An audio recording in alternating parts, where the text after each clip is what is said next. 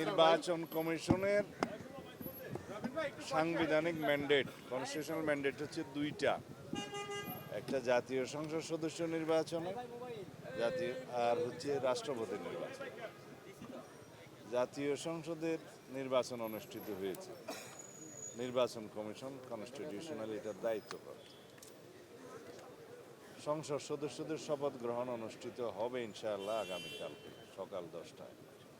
এটাও সাংবিধানিকভাবে স্পিকার অথবা deputy speaker available না থাকলে বা তারা অপারগ হলে বা তাদের মনোনীত প্রতিনিধি যদি না থাকে, সেই ক্ষেত্রে দ্বিতীয় অপশন হচ্ছে প্রধান নির্বাচন কমিশনার শপথ পাঠ করাবেন।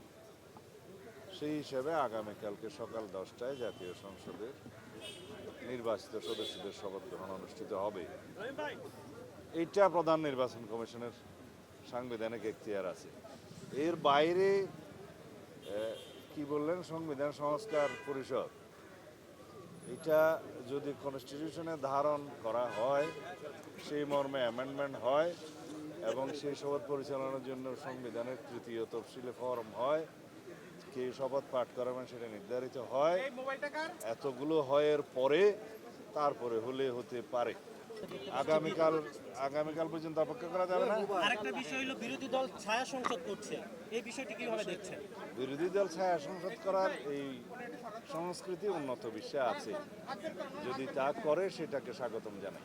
তাহলে এখন কি আমরা কবে নাগাদ জানতে পারবো মন্ত্রিসভা কার আছে? আপনি আইনমন্ত্রী হচ্ছেন এমন কি শুনতে পাচ্ছি? সমস্ত প্রশ্ন আমি শুনি নাই, ধন্যবাদ।